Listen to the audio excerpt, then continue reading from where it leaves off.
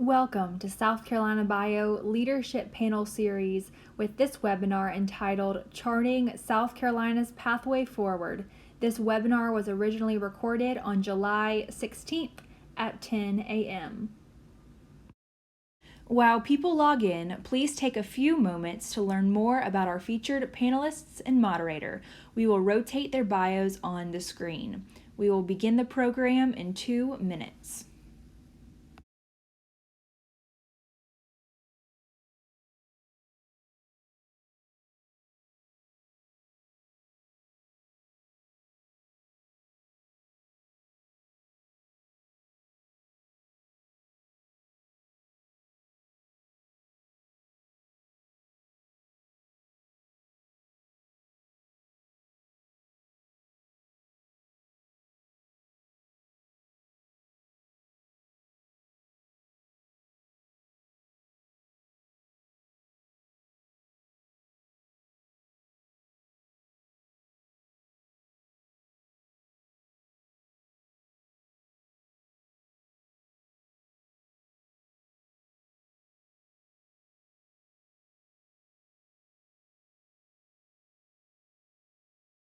Welcome to State Leaders Charting South Carolina's Pathway Forward.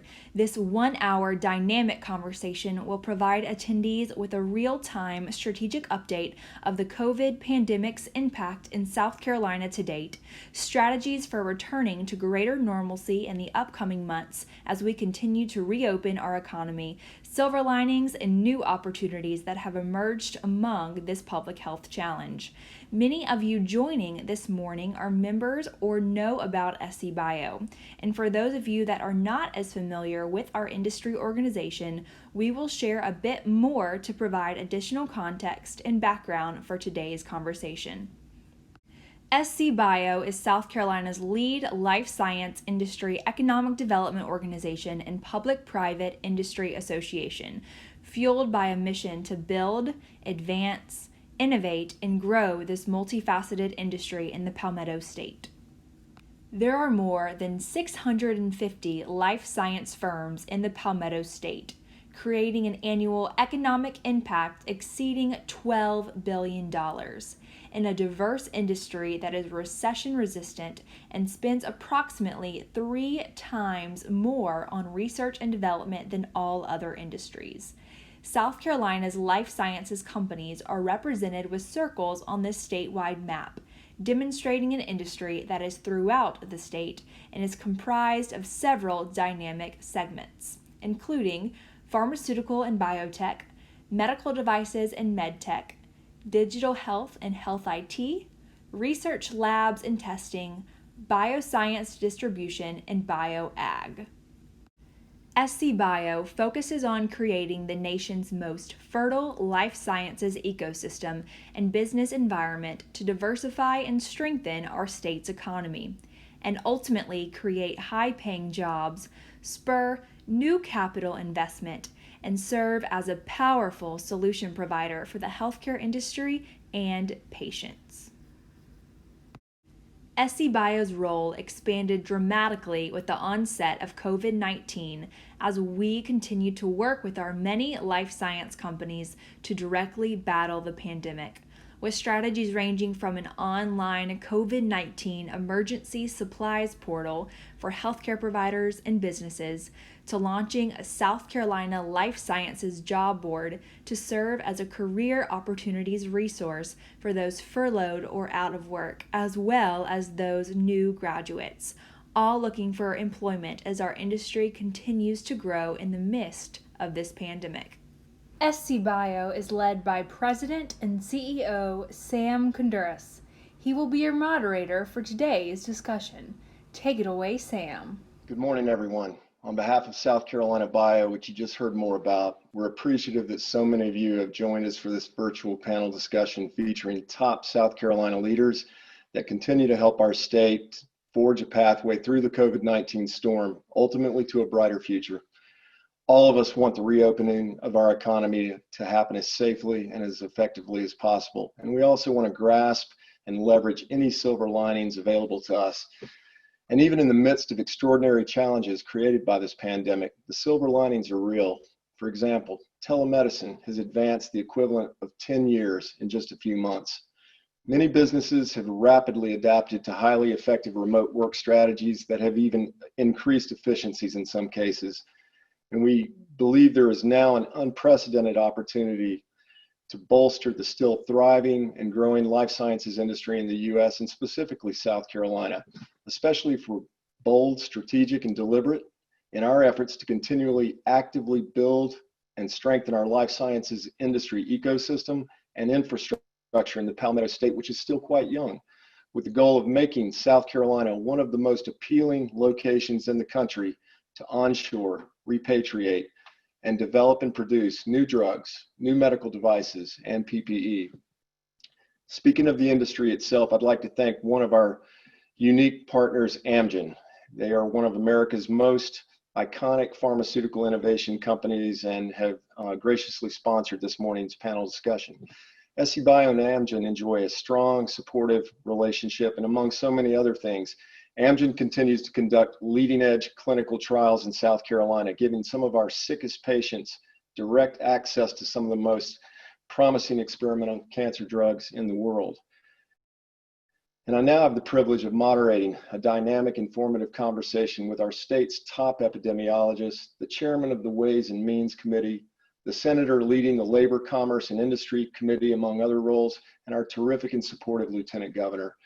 SCbio is extremely grateful to each of you for the time you're dedicating to this morning's important panel discussion. So personal thanks to each of you. And while I feel I've had to start too many conversations in recent months with this statement, the fact remains that we are all still embedded together in a very challenging time in the history of our country on many levels.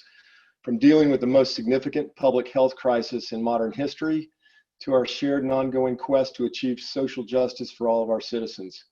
But there is much more that unites us than divides us in this extraordinary country and state. And gratefully here in South Carolina, we have some visionary problem solvers that are fully up to the task.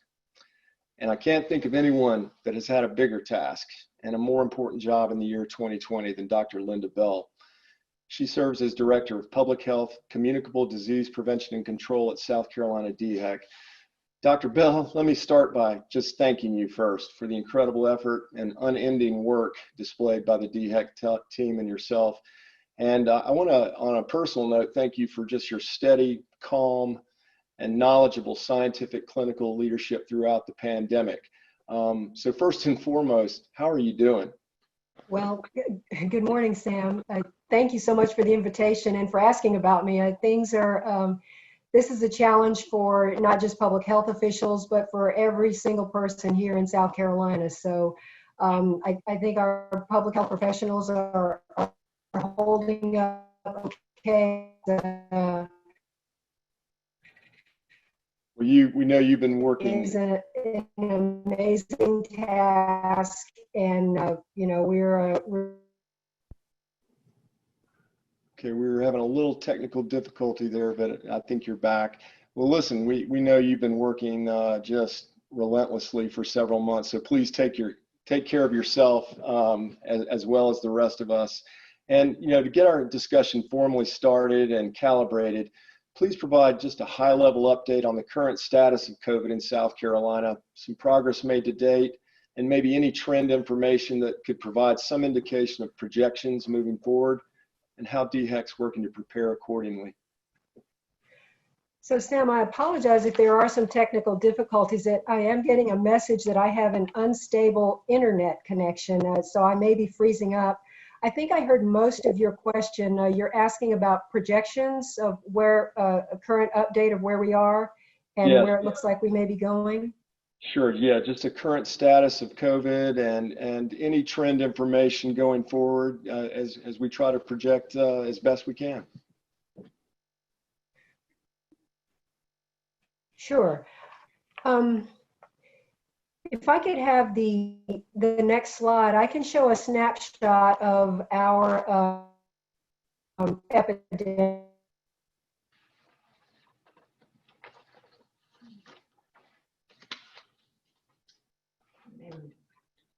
Okay.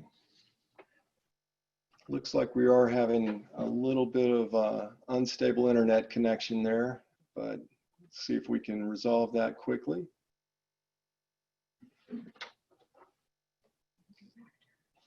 Okay, we might need to go back to Dr. Bell in a moment as we work through that. So I may go ahead and move on to Chairman Smith.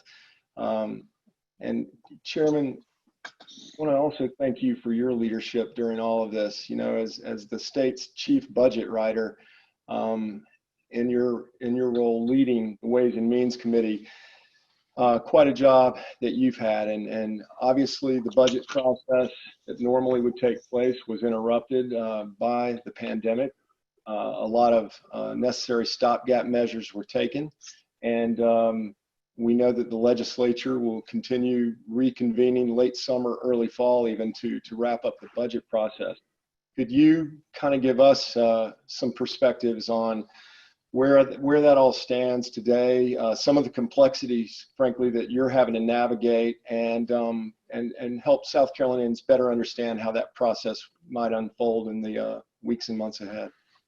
Absolutely. And Sam, thank you for inviting me, and good morning to everybody. It's a pleasure to be with you. And, you know, I think first and foremost, we need to talk about the economy in South Carolina. And, you know, I remark it, I want to make sure everybody understands this when we lay out where we are and where we've been.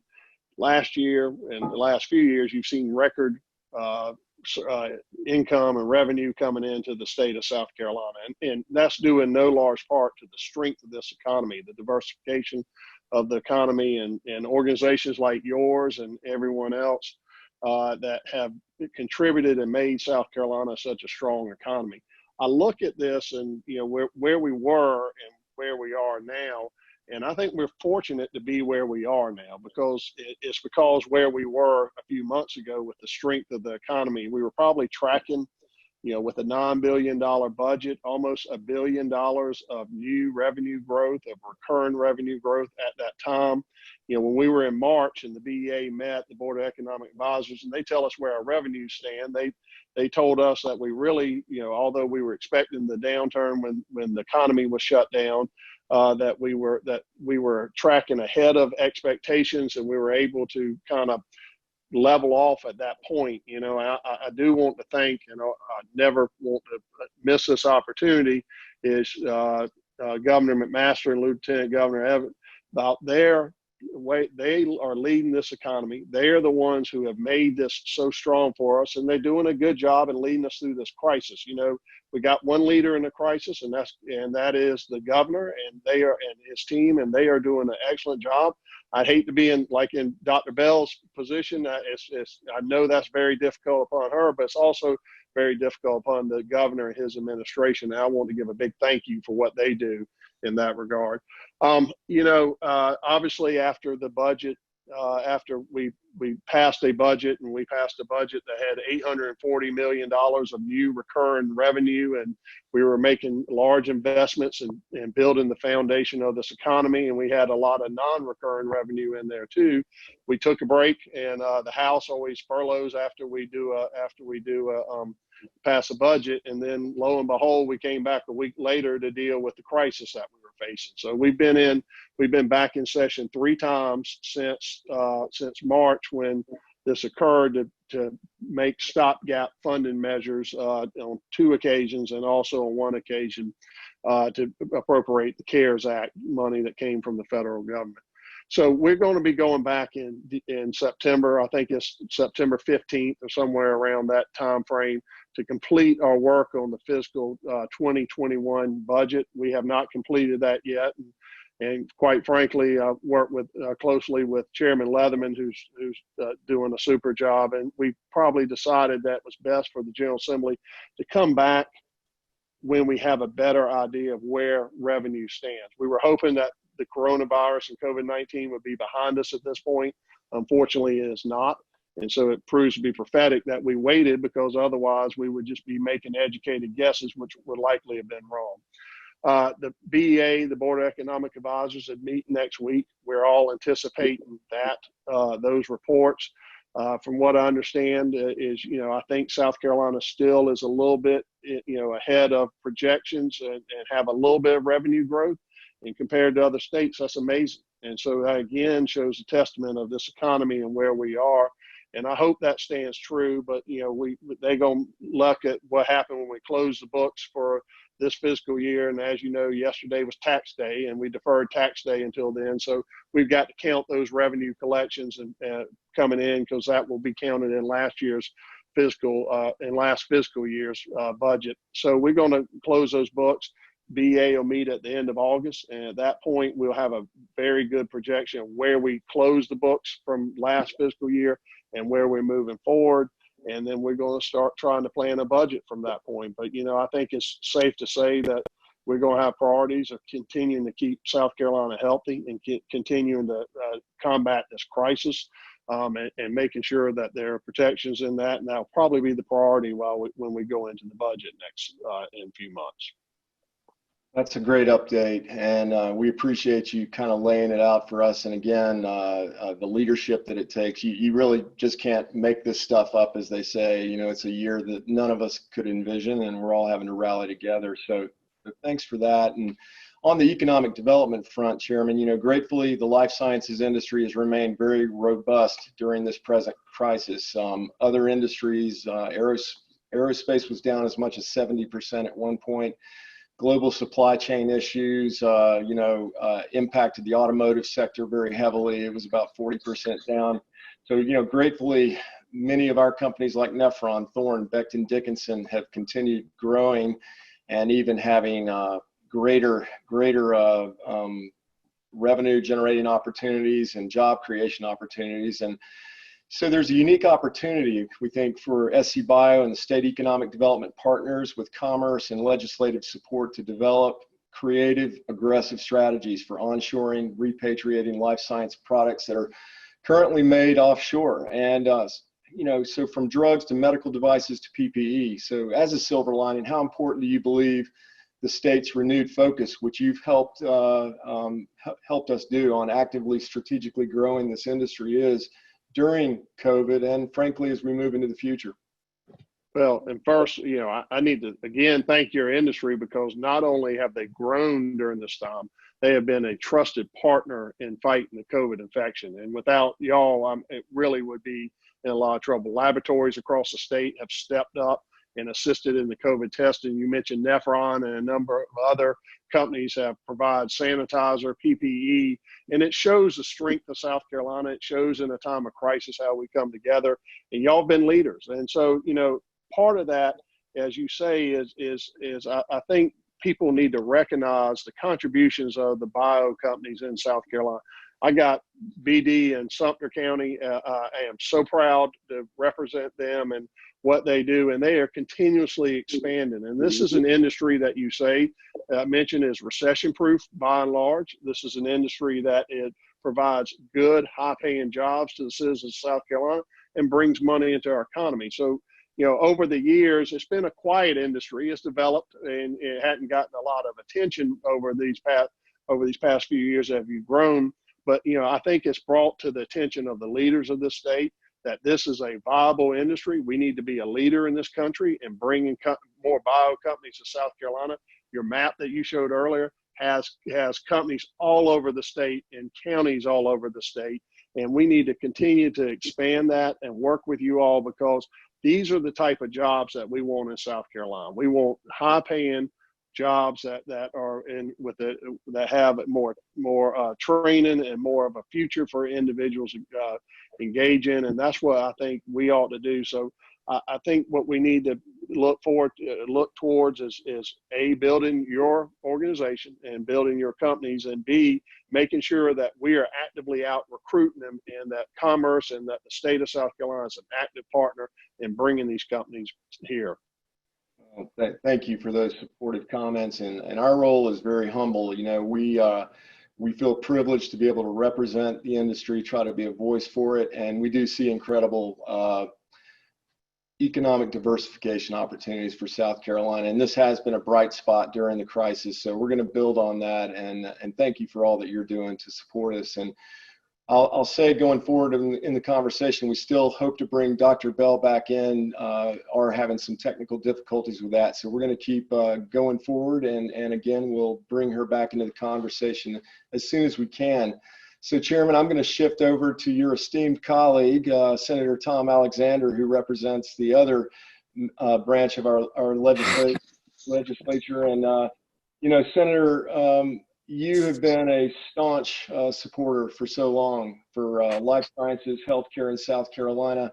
We really appreciate that. Could you also share your thoughts and interest in economic development opportunities for growth and expansion of life sciences in South Carolina as we recover from COVID? So, yeah. Okay. Thank you, Sam. And certainly it's a pleasure to be with you today. Appreciate this invitation to be with such a distinguished panel. Our Lieutenant Governor and my friend Chairman Smith, and certainly the work that Dr. Bell continues to do on behalf of the citizens of this state is so awesome. But I just believe in the life science component of our economy. Yeah, what y'all have done even pre-COVID-19, I agree with Chairman Smith that this has really kind of brought the spotlight on your industry. But y'all have been working in the vineyards here in South Carolina, providing jobs. I know the chairman mentioned, companies in the Sumter area. I think of Abbott Laboratories, my back door there in Pickens, and new company with Arthrex there in Anderson County, and all of the things that they're doing. And I think the last I saw, you're virtually in every county of South Carolina, and you think about that type of economic development, and now we're thinking about the uniqueness that we're having of these opportunities of this COVID-19 and what the future looks like. And economic development, as chairman of the Labor, Commerce, and Industry Committee, workforce development has been at the forefront. I was thinking as the chairman was speaking just a minute ago, if we were looking with our finance numbers prior to the virus, the same could be said for our unemployment, for our workforce, that we had people gainfully employed. We had folks going back to school. Another great asset to us is our higher education, the research and development that you was mentioned on the interview going up. So I think we are really at a forefront, the opportunity of going to the next level with the biosciences, life sciences here in South Carolina. And we need to partner with you. The state of South Carolina, we need, as I say, all across the board with different industries, we need to be your partners. We don't need to be putting up stumbling blocks that cause problems for y'all. We need to make sure that we're doing what we need to be doing as a state to make y'all successful, to make recruitment. And, it's great to bring additional companies to the state, but let's also celebrate those that have made the industry what it is. And let's make sure we're supporting them and providing their opportunities to expand in this time. And again, our citizens, our greatest opportunities as we see folks that are having challenges with jobs, let's get them trained so that they can get those better jobs. So I really see this as truly one of the silver linings that we have here in South Carolina is with the life sciences industry. Y'all are critical to the future of South Carolina and the success of South Carolina going forward. And I look forward to us continuing to partner. Y'all got a great story to tell. And we just need to make sure that we are right along beside you going forward, that you'll have successes and as you go. And I think another component that we've seen through this virus, Sam, and other members, is the importance of having products made in the United States. And there's no better place for manufacturing those products than right here in South Carolina. So let's make sure that we're doing what we need to do from that standpoint. As Chairman Smith mentioned, there are a lot of the companies that are here stepped up to the plate and did things that was necessary, transitioning over. And I think that just shows you the quality of the companies, the quality of the leadership of those companies, the care that they have for our state. So I think we've got a bright future with the life sciences in South Carolina, and I look forward to us celebrating those opportunities to move forward and have additional locations throughout our state. Well, your words fire me up. They really do. And I think there is clearly a unique opportunity going forward. And with leaders like you, Chairman Smith, Lieutenant Governor Evett and Governor McMaster, we have incredible support, and thank you for that.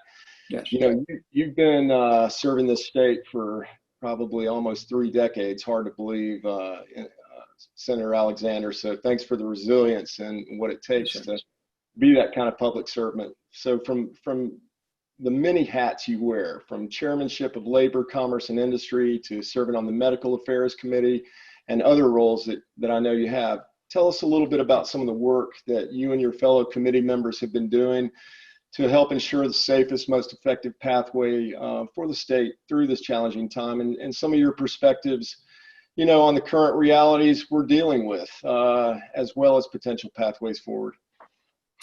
Yeah, you know, that's one of the things that's happened since this virus, and we were, as Chairman Smith, again, a pleasure to work with him, and thanks so much of him. As he was pointing out, we're going along with the regular legislative session, and then all of a sudden we're dealing with this, and certainly the governor, our appointed Accelerate South Carolina, the governor, lieutenant governor were involved in that. And so, you know, they brought different sectors together of the economy and really did a deep dive from that standpoint. And so as they were completing their work, the president of the Senate, Senator Harvey Peeler, appointed me, asked me and appointed me to chair the Reopen South Carolina Select Committee of the Senate. I had a great committee that continues to do work from that standpoint. And we actually based our work, Sam, off of the work that Accelerate South Carolina and their efforts made, because they really were the guiding light from that standpoint. And so, as Chairman Smith mentioned a while ago, the CARES Act, we find ourselves with $1.9 billion roughly of CARES Act money. As he mentioned, we went back into session a few weeks ago and spent a little bit over half of that money, understanding there'd be a phase 2, as he mentioned, when we come back in September. But our Reopen South Carolina committee was trying to help make sure that we have what we need to do. The personal protection equipment is certainly part of that. The 28-day supply for government across the state, but also will have the access to be available to our healthcare professionals too, because obviously they're on the front lines. We also put in that provision there was for us to also have a recognition, like we do in our procurement, State Procurement Act, that if it's a South Carolina company that's bidding on that, then they get a bid preference from that standpoint. Again, our way to signaling to the folks in South Carolina, we appreciate you, and if it can be built, it could be developed here, we want it to be from that standpoint. We dealt with schools. You know, there are just so many different challenges. You know, we provided funding for a summer recovery camp in math and reading that are critical for students, high-risk students. We're providing additional 5 days of school potentially at the beginning of school. And I know that's kind of up in the air from that standpoint. You know, obviously we've got, whatever it is we do, it's got to be done in a safe environment. It needs to be done in coordination with our health professionals. But in one of the committee meetings we had just last week, the Academy of Pediatrics pointed out how vital and how critical it is that we get students back where possible into the classroom. That is the ideal setting for folks to learn. But at the end of the day, it's going to be up to the parents to make the decision for their child. But having that interaction as a mental as well as emotional, it's just so many different things from that standpoint that we took into account. You know, we've got children that are what we call unengaged. They're children that have not been heard from during a period of time since the beginning of the middle of March. And we've engaged not only the State Department of Education, the school districts, we're engaging the Department of Social Services, the resource officers to really get out there and find these children. And then the other component, and it kind of gets back to your development, it gets back into economic development, it gets back into quality of life, it gets back into the telemedicine that Chairman Smith talked about, is the broadband and the need for broadband across the state of South Carolina. And a lot of times we talk about rural areas, but you know, sometimes some of the best things that we've seen have been done in rural areas. So really it's what we need to be talking about is unserved areas, those that don't have access. We even have pockets of those in metropolitan areas. So we need to make sure that we get a better understanding of what unserved with broadband is rather than a rural standpoint, because we've got, you know, the telephone cooperatives, we've got the electric cooperatives, we got the private sectors, again, that have invested and been taking care of the broadband to get us to where we are. So that is another silver lining, if you will, I think will come out of here, that I've not heard of anyone that's not on board of making sure that we get internet to unserved areas. So we got a lot of work to do, but I'm looking forward to being a part. And as a team, Sam, that's how we're going to, outstanding members of this panel, others, the leadership of the governor, Chairman Leatherman, it has been his goal before the virus. He was already talking about broadband and how we've got to get it out there. He's been talking about the actions was being done from that standpoint. And it's a pleasure to work with the chairman of Senate Finance. So I'll stop with that. As you can tell, we got work to do, but we're making progress. Listen, your passion for the state of South Carolina comes through loud and clear.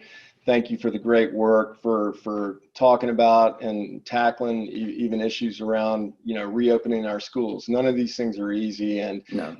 We know that everybody is doing their best to make that a reality as well.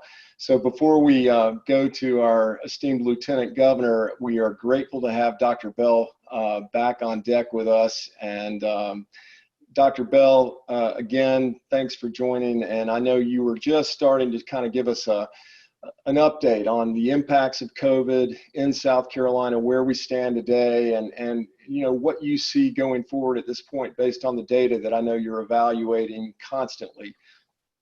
Yes, thank you. And I sincerely apologize to my co-panelists and to your participants for that technical problem. It's the blessing and the curse of technology. But if possible, a slide that I submitted might be helpful as a snapshot of where we are and where we've been. And currently in South Carolina, we are not in the position that we want to be in nationally. We currently rank about 6th among all of the states in terms of our disease rate per capita. And what this slide shows is our experience with this pandemic in South Carolina from when the first cases were known to have onset of symptoms. We call this an epicurve, and it shows by date, by week actually, of the cases that have been reported to DHEC that are confirmed. So each little bar represents the number of cases, and so you can see that picture, that upward swing in cases.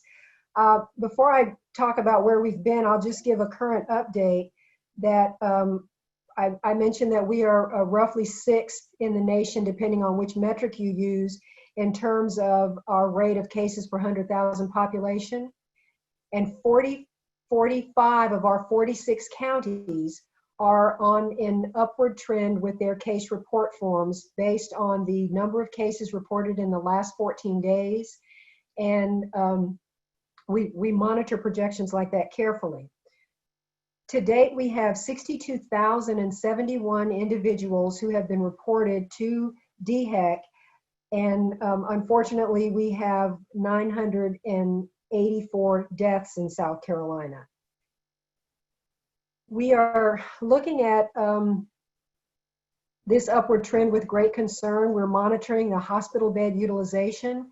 Approximately 73% of our hospital beds are now occupied. And of those that are occupied, 20% of those occupied beds are for people who are known or suspected to have COVID-19.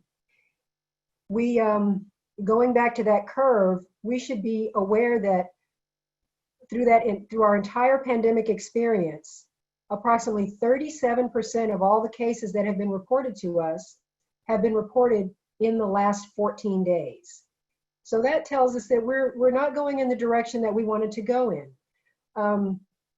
The curve is also a representation of the effectiveness of our disease control interventions. So it shows the closures that were implemented in the state starting back on March the 31st. Those are the red bars. And so closures were implemented on our public beaches for non-essential businesses. There was a worker home order on April the 1st, and then an order to limit gatherings to no more than 3 people. And when you look at this curve after the red bars, you can see a relatively stable case rate for weeks and weeks. This was a very encouraging time for us where we believed that we had reached a plateau, and we were optimistic that we would begin to see a downward turn and then could safely resume openings. And then around April the 27th, the orders began being lifted, and we had great plans in place for the resumption of community activities. This was done, as has been mentioned, in collaboration with business leaders, with the Governor's Accelerate SC committee. And so there were really viable plans in place for the reopenings. And it was the understanding that it would not be business as usual, but there would be openings with observation of certain restrictions, specifically for physical distancing, so that business owners could realize economic recovery, but by limiting patrons to a certain number and for heavy reliance on community members to observe those recommendations, and most importantly, to use masks whenever in public, whether that's indoors or outdoors. Another thing that this curve represents that it's important to understand is that you don't see an immediate effect of interventions. This is a disease that has an incubation period of about 14 days at the longest. So when we implement or remove an intervention, we have to look into the future to see what the effect is. So when we see the lifting of some of the restrictions and the normalization of some of these activities with those blue bars, where the worker home order was lifted, restaurants were open for limited dining, and then close contact services and fitness facilities were open. But you have to look at what happened in the 7 to 14 days after that. And that's when we begin to see this slow, steady upward curve. And then I consider the Memorial Day weekend was our watershed, because about a week after Memorial Day weekend, you can begin to see the rapid escalation of case counts in South Carolina. And I'll show a slide shortly about the potential impact of that. But that sort of conveys what our interventions can do, and when we don't follow the guidance, what the potential implications are a week or more in advance. And so as we look to the future, when we consider where we were 6 weeks ago and where we could be 6 weeks from now, when we're considering having schools reopen would be the best example, and I know that's been discussed in some detail, that we can do a great deal now and turn around this disease curve really, really effectively with some very effective interventions. And we can, 6 weeks from now, have a great deal of control of which way that curve could go in either direction. No, thank you for that crucial update. That's the reality, and we simply have to deal with it as leaders. And again, thank you for all that you are doing in your very, very important role for us. Let's drill down a little more on what South Carolina citizens, each of us, can do to help stem and prevent the spread of this highly contagious and dangerous virus. You know, it has remained relentless in the heat of the summer. That's clear. It has that unique attribute of being transmitted by even asymptomatic carriers, and clearly we don't want our healthcare systems to be overwhelmed. So can you maybe share a little more of the data, especially on something as simple as wearing the mask when we're in positions where we can't social distance, and especially indoors, that sort of thing? You know, it's understandably been kind of a controversial topic for some of our citizens who have shown reluctance to heed that advice, but I think there is an overwhelming amount of data that supports how this simple mask can help us a lot. Can you talk to that issue a little bit, Dr. Bell? Yeah, there is abundant evidence about the effectiveness of masks, but and I'll talk about that. But first, I want people to understand that this is a respiratory illness, that it is spread from person to person by respiratory droplets. So those respiratory droplets can be spread when someone is speaking, talking, breathing, more likely spread by individuals who have symptoms. So if you think about what could we have in place that could prevent the spread of respiratory droplets, would be covering the nose and face. And so the theory of disease transmission is the basis of the evidence for the effectiveness of these masks. We can stop respiratory droplets and prevent ourselves from being exposed if we put a cloth covering over our nose and mouth. And that, so that may not be evidence enough. And so we do have the benefit of lots of research. And I can show one screen, if maybe you go to the next slide.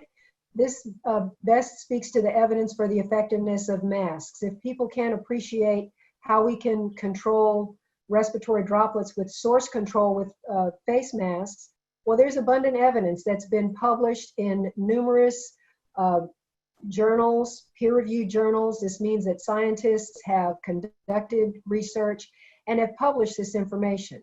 This is evidence from the New England Journal of Medicine, from the Journal of the American Medical Association, from publications from the Centers for Disease Control and Prevention. But just quickly, I'll mention one very important study that was recently published this week in the lower right hand of the screen.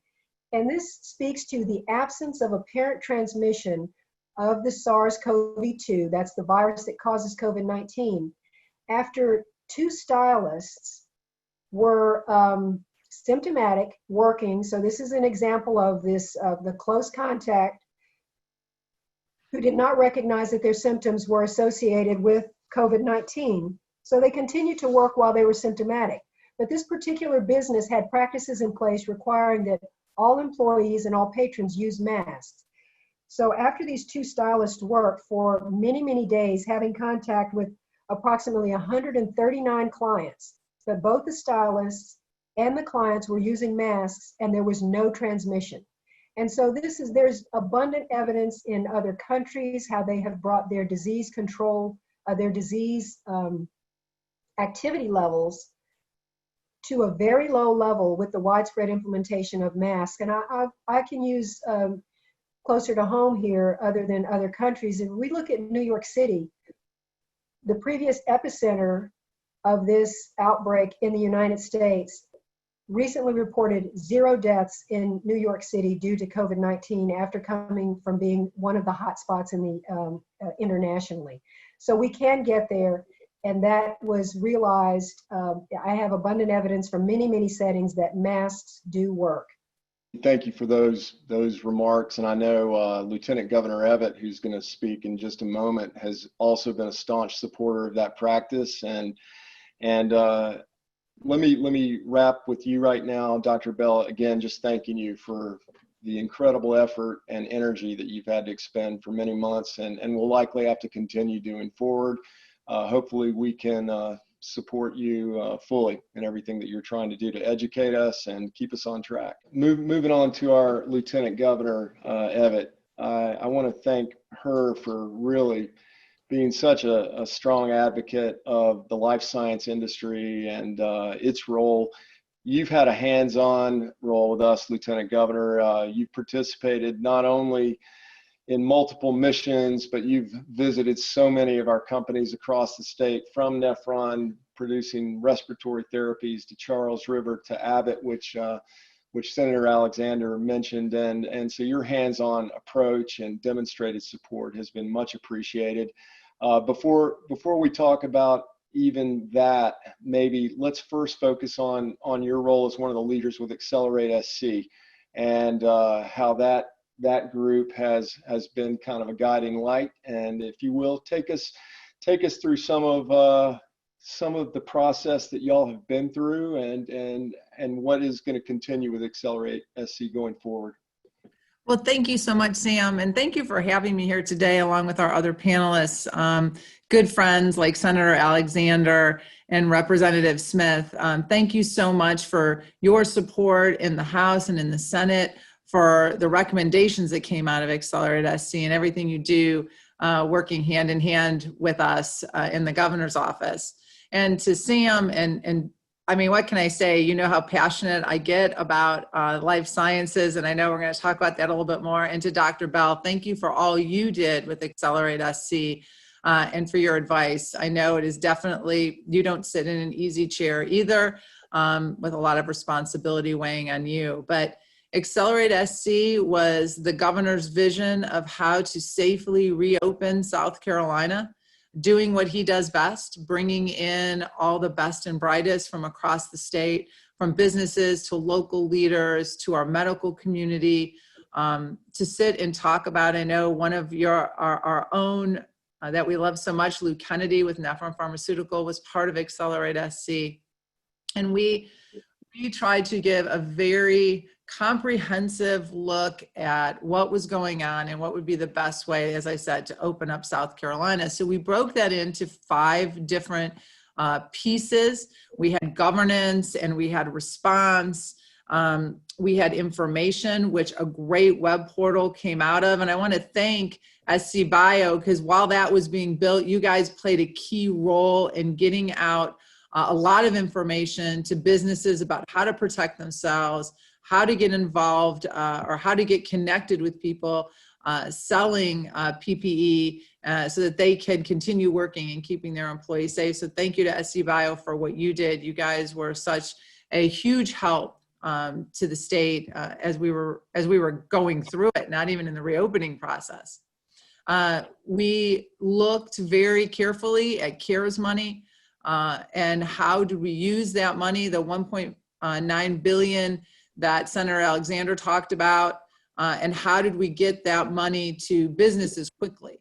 How do we get them reimbursed for this pandemic that hit everybody by storm? Nobody had ever would have thought a year ago when we were so excited about how South Carolina was growing that we would be where we are today. A lot of great takeaways came from that. Guidelines, you know, that was the one big thing. The governor wanted Accelerate SC to be a 30-day panel of experts that could come together and talk about how to safely reopen, to come with guidelines, hand in hand with DHEC, to say what are recommendations along with those industries. Because coming out of business, we know it is so important to make sure that we're letting industry have a hand in what they do. How do you work with DHEC and with government to make sure that we can all work together the best and most efficient way? And so we came up with guidelines that help reopen in safe ways with safe practices. I'm very happy to announce here today that I will be traveling the state, highlighting businesses that have taken those guidelines and have reopened, keeping their employees safe during this process, and letting South Carolinians know that we are all doing our part, and those guidelines are helping keep South Carolinians safe as we reopen. So look ahead in the next few weeks. We'll be highlighting companies all around the state with that. We also wanted to make sure that like I said, we had transparency with $1.9 billion and came down with recommendations. The governor was very passionate about making sure he had representation from both the House and the Senate so that they could hear firsthand maybe issues that our local leaders had or businesses had, so they would see the impact of how that money should be used.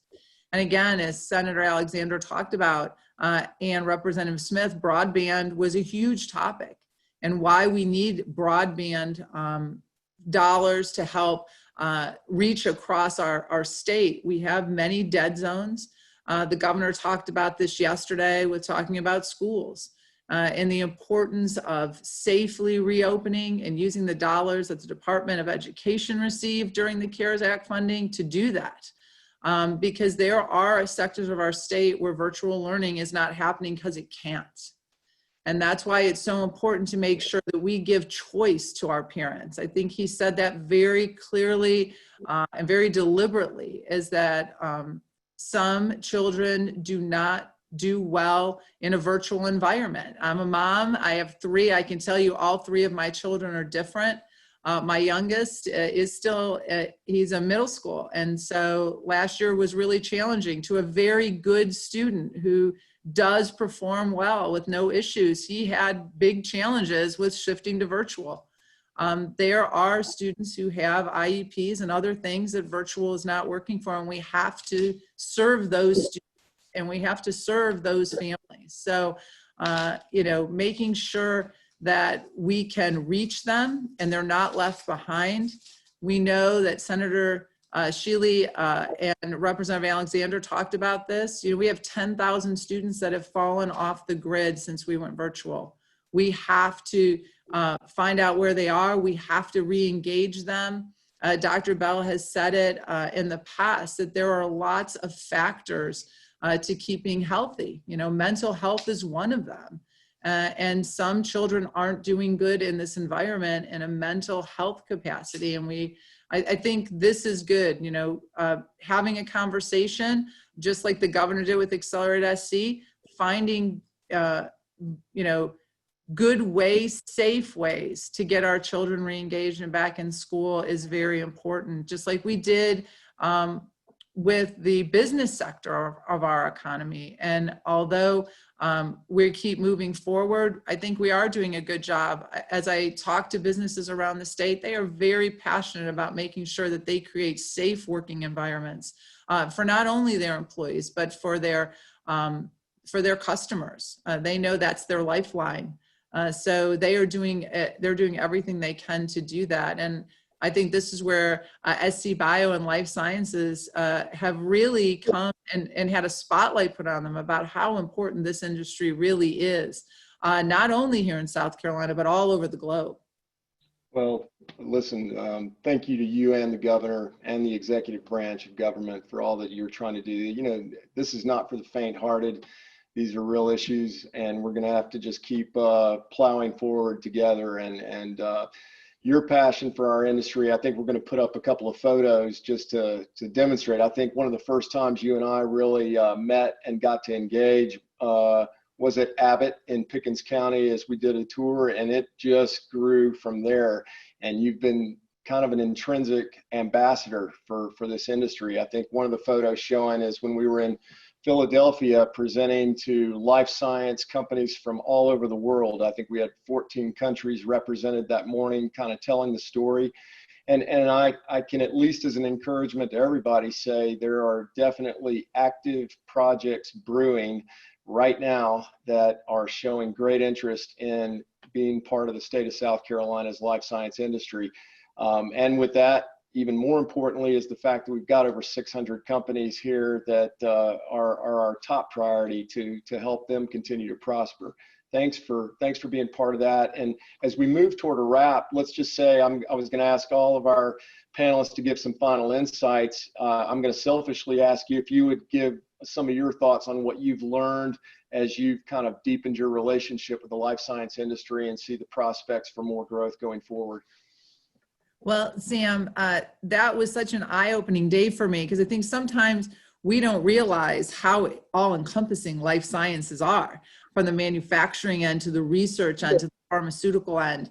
And, we have all the ingredients for that here in South Carolina with our amazing research universities, with our amazing technical schools that provide a workforce on the manufacturing side of that. And amazing companies like Nephron Pharmaceutical.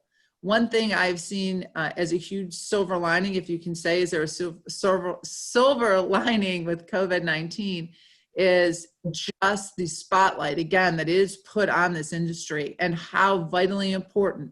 I think Senator Alexander talked about it. Our president has talked about it for a long time. And I think this really showed how true that is, that sentiment that we need to do some of these things back on U.S. soil. And I think it's going to create an amazing, vibrant push to bring industry back to the United States that we had kind of, let go of years ago. So I think life science is going to become a huge generator. And I want South Carolina to be on top of the list worldwide, from our widest, deepest port to all the amazing ingredients that we give to make the life science one of the leading industries here in South Carolina.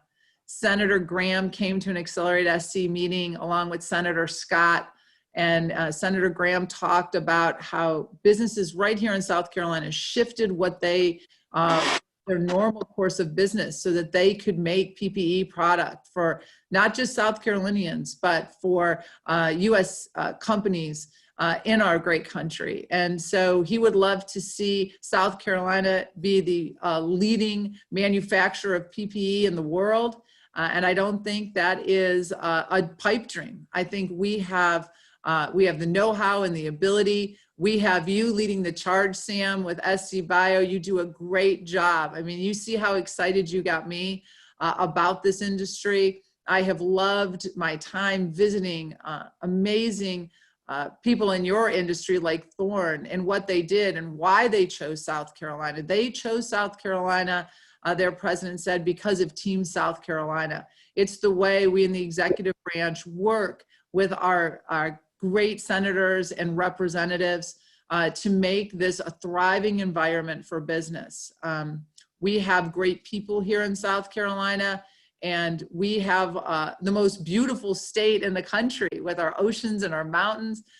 We bring something that nobody else can duplicate. So I'm very excited about what the future holds, and I will be here helping you every step of the way.